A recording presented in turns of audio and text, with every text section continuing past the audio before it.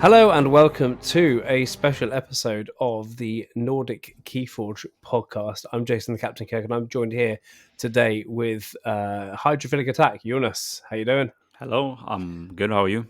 I'm fantastic, and Karl, the beekeeper, Algernon, the man that Yeah, goes by many names. beekeeper is in the house. The beekeeper is in the house. Indeed, indeed. Okay, cool. We're going to jump right into this. No Forge Night, none of that, because we have been entrusted yet again with KeyForge spoiler cards from the new set. What's the new Very set called? exciting. Ember Skies. Ember Skies. From the new set Ember Skies, and yeah, so really excited to see these cards. Really excited for the new set. But let's jump in and just start discussing these new cards. Starting off with Hel Chopper. It is a 5-power creature. It's a ship, and if you're haunted, Hel Chopper gets +3 power for each ember on it, and it has an action of capture 2. Take it away, guys. What It's do we also think of a this? Geistoid card. I don't think you said that. It is also a Geistoid card. A Maybe I didn't Geistoid say that. rare. Yeah. It is a rare card. It is a Geistoid card, and it is a ship that isn't an artifact.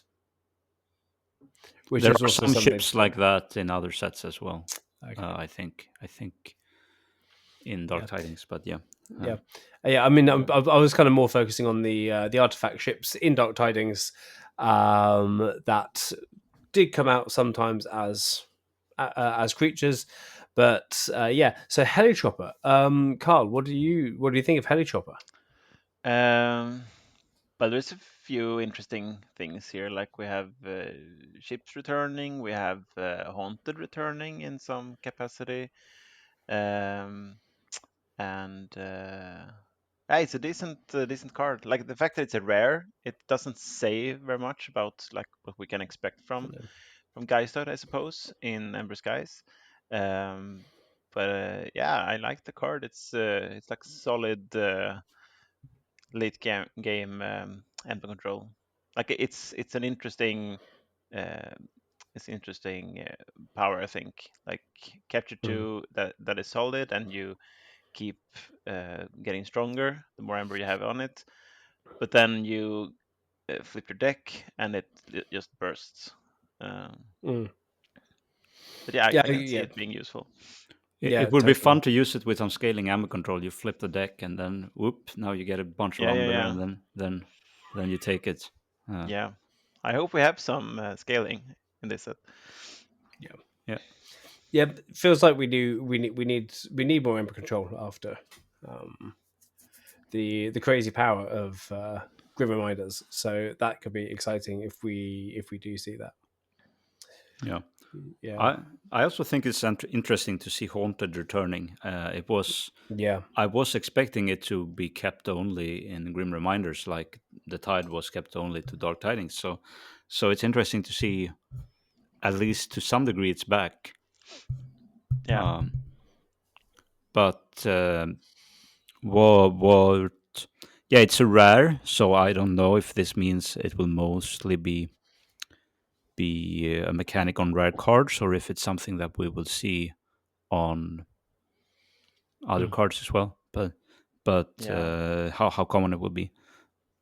I kind of hope that they will just keep it to being on rare, maybe like a few uncommons, maybe, but not be a major thing in Geistoid going forward. Just because it's just something to keep track of.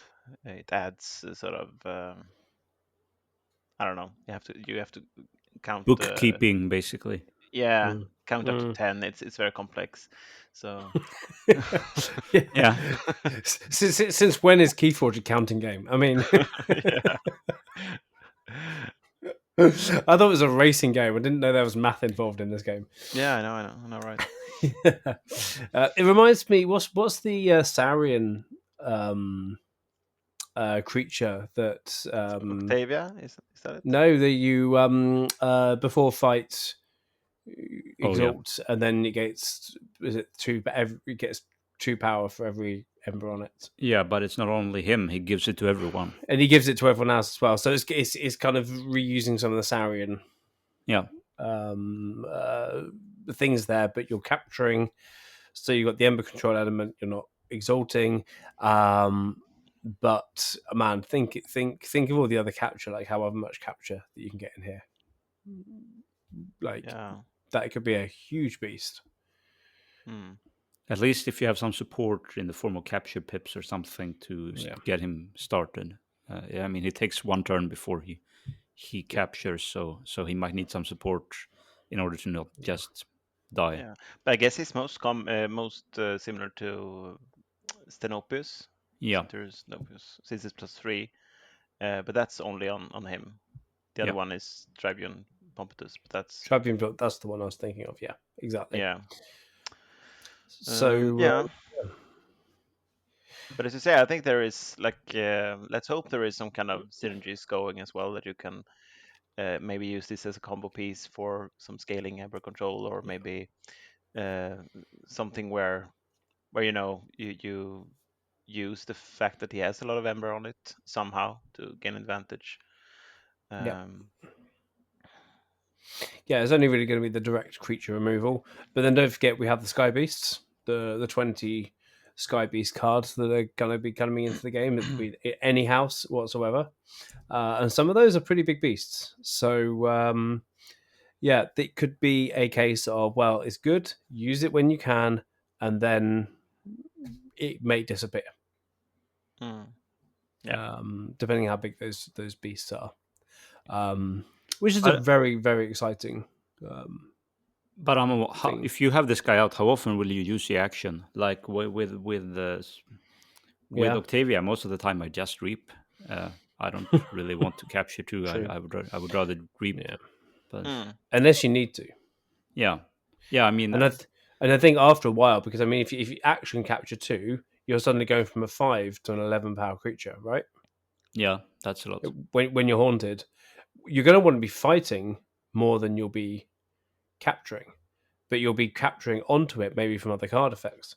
Yeah, that's maybe the best case scenario, to have him as a removal tool if you have some other capture support. Yeah, and it's there if you need the Ember control. Like if those times where, I've been way too many times needing that one extra capture. And effect. maybe like if you have a lot of if you have Geistor, that's your main house, you use this, you reap with the other creatures you have, you capture onto this one, and then you keep doing that until he's too big for your opponent to deal with, and then it makes you win. Yeah, and we like cards to make you win, of course. Yeah, who knows? Yeah, who knows? Cool. Yeah, well, that's Hel Chopper. Really exciting card. The with the artwork, I really like the fact that the propellers are like wisps of air. That it's kind of got the ghostly thing, but it's got like the mech kind of side to it as well. And you see him grabbing onto stuff as well, so that makes sense that he's capturing, I guess. Yeah. Yes. Yeah. Exactly. Capturing and drilling, which is the thing as well. So it's there. Ember. Yeah. Exactly. Yeah. Which is quite nice going through the I've been re-listening to the Crucible Tales of the Crucible, and the valuable element that Ember is in the Crucible is they're really pushing that out as well. So really nice artwork there as well. Should we move over to I like the colors of the artwork, but it's one of those cards where I have to just look very, very closely to even see what it's supposed to be. So, but it's at a glance it looks very nice, like it's really popping, and the artwork is nice, but I can't really make out what it actually is. Yeah, because like one arm is like definitely a mechanical arm, but then the other one is like is it goo or something coming out and being attached to the to some the kind of ectoplasm thing. Yeah, exactly. That's actually strong enough to hold up a drill. Yeah. We learn more and more about these creatures day by day. Yep. Yeah. Cool. Should we go on to number 2? Yes, let's do it. So we have Quantum Mouse. This is in Logos. Let's say the house name first. It's a 1-power creature. It's called Quantum Mouse. It's a cyborg. It has an enhanced ability of 2 draw pips and a discard pip. And it says when you would resolve a draw bonus icon, you may choose to discard a card instead. So it's a passive effect when it's on there, and that's all it is with a 1-power creature. Yeah, and this is a common. Yeah, common this creature. is a really strong common, I would say. Yes, very much so. And I think it pushes the whole that haunted is going to be a thing in Ember Skies, possibly because it's another way. Like if you need to be haunted, it can get you to being haunted if you have those draw pips. But then, of course, even discarding a card is strong enough if you need to. Yeah, it's just rest adding your on hand to and the cycle. Logos efficiency thing with discarding Yeah. as well. So it's almost like, Logos. They had some of that before, like sloppy legwork and stuff. But feels like they've been so strong in the efficiency department. So you would always almost want some other house to maybe pick up that role of discarding thing. But this seems like Logos will be super strong in that going forward as well. Sorry, I was going to say Logos is back. Logos is back. That's all we've got to say. Yeah. Jonas, sorry, you're trying to say something. I think the main strength of this is just 3 good enhancements on a common. So you're going to get some decks with 2 or 3 of these guys, and it's just going to go very fast. You can even ignore the text and just the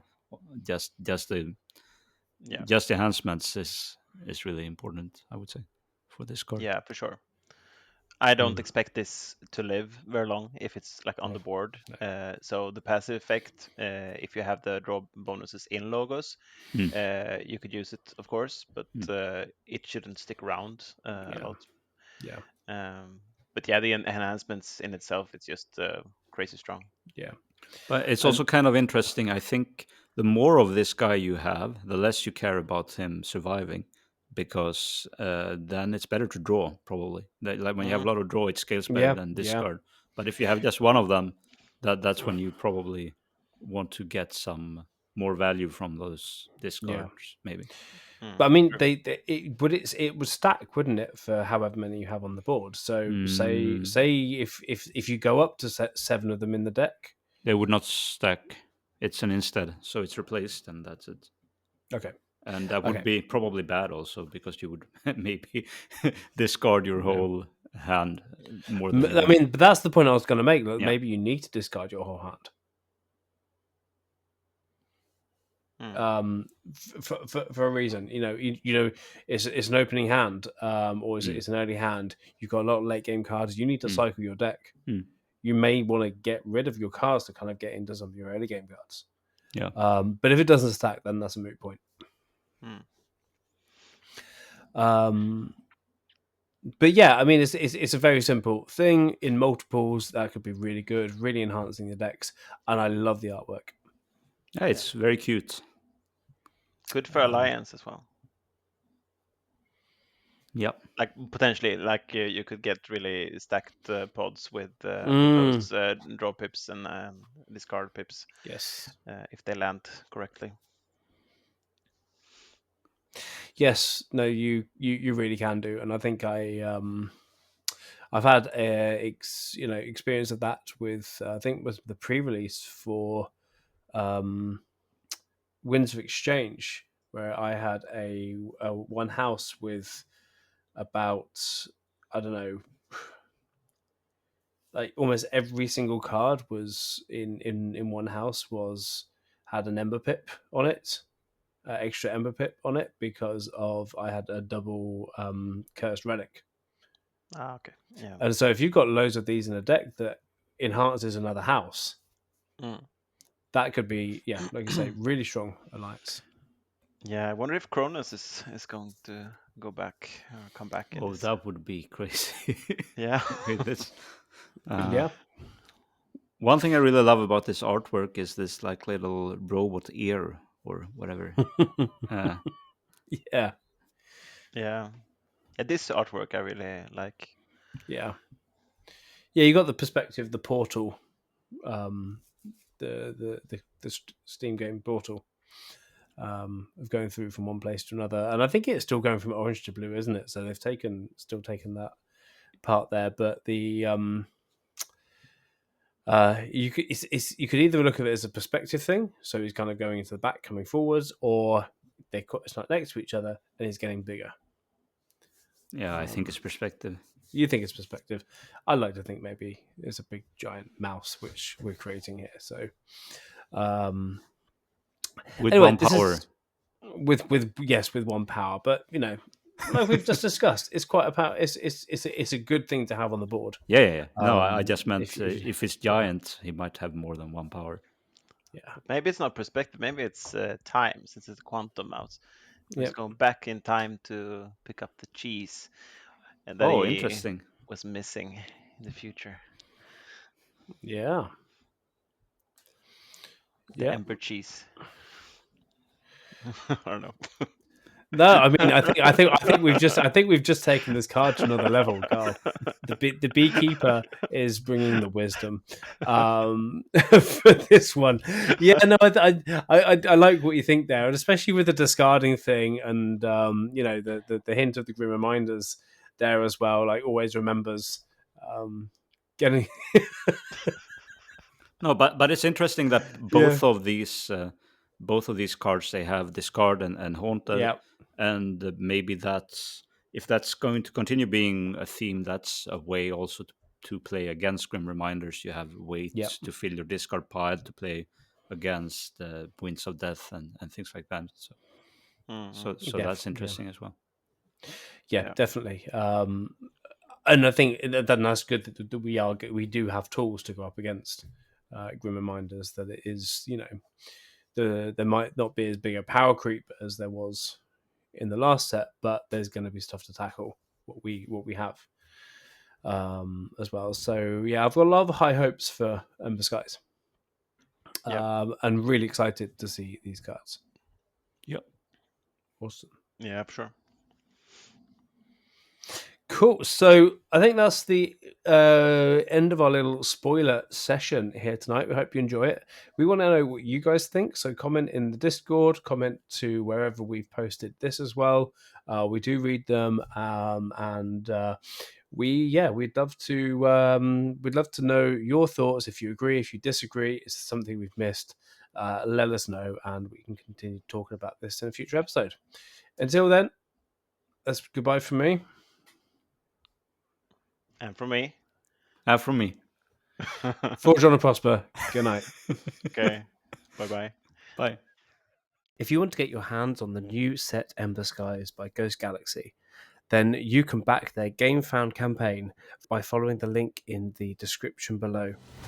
Then that will get you where you need to go. We're looking forward to this new set. We hope you are too.